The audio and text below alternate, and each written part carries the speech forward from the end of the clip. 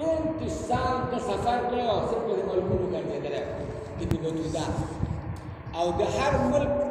یو تجزیه دې لیکل ده چې دا ملک داسې دی او په دې کې دا خبره شته او دا نشته د دې لاهور والو څه خبرې لیکلي دي خو زه ویلی نه شم په دوی قوم کې دا مرض پروت دی دارنګې د هندوستان والو بعضې ملکونو ته تللی تقریبا 7 کاله د هندوستان کې وخت کړی ابن بطوطه د هر ملک دی تللی دی 35 سال دا سفر کړی دی او دا ابن بطوطه چې د اتمې سړی دی ډېر مخکنی سړی دی چې اتمې سړی دی وایي چې زه هندوستان ته لاړم یو جزیرې ته چې لاړم نو په هغه جزیره کې ټول خلک مسلمانان دي ګرد چاپېره چې زه ګورم ټول هندوان سیکان داسې خلک پکې مسلمانان دي نو ما د یو سړي نه تپوس وکړو چې بھائی دا څنګه چل ټول ملک کې چاپېره هندوان دي او تاسو پکې مسلمانان یې داسې وجه ده هغه ما ته وویل چې ته لاړ شه دې ځای کې قاضي ناست دی که زه تا ته وایم نو پوره خبره به ونه کړم هغه به تا ته پوره خبره وکړي چې دا موږ مسلمانان ولې جوړ شوي دلته کې زه لاړم قاضي صاحب خواله لاړم قاضي صاحب نه ما تپوس وکړه چې وایي دا څه وجه ده قاضي صاحب ما ته وویل چې زمونږ دا دلته کې دا خلک چې مسلمان شوي دی دا به دویمه صدۍ کې مسلمان شوي دی او وجه یې دا وه چې زمونږ علاقې ته یو هلک راغلی او یو سړی راغلی سبب الله پاک دا ګرځولی هغه دی هغه وی دا څنګه وی د هغه نوم احمد و هغه چې راغی دلته کې د یو بوډۍ میلمه شو نو هغه بوډۍ یو شپه داسې جاړي ډېره زیاته جاړي نو ده د تپوس وکړو د احمده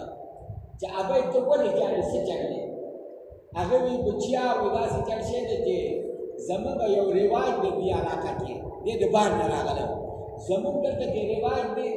چې موږ یو موسم راځي په هغه موسم کې موږ یو جینۍ د کالو نه ډکو او هغه د دریاب په غاړه ږدو او بیا چې موږ راځو سهار باندې چې موږ لاړ شو هغه ټوکري پرته یې هلته کې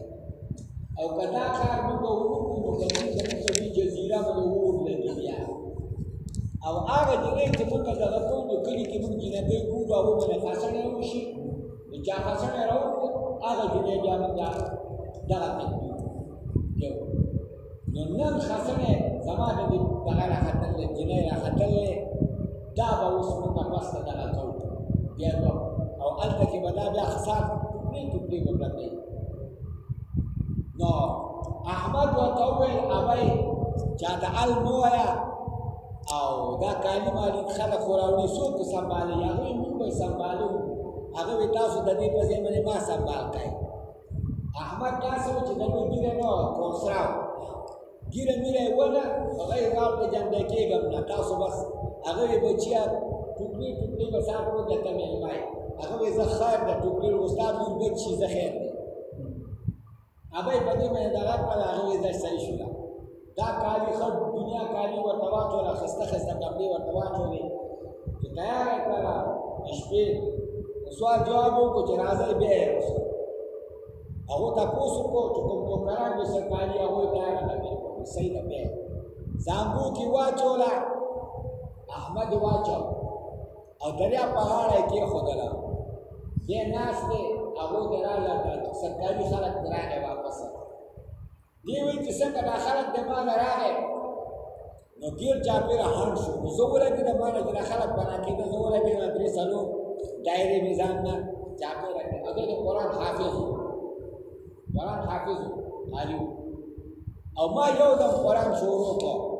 خو چې قرآن ما څنګه شروع کول پکار ده سړي پناه کېدل نو شغلې شو خنډ شو دی چاپېره باندې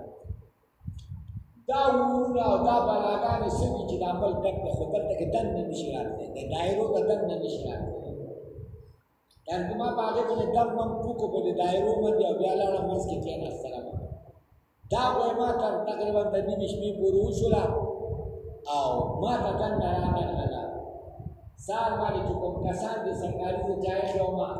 هغو ځان سره بوجۍ غوښو دپاره دا یې راوړلې چې دا به اوس موږ ټولوو او دغه ته به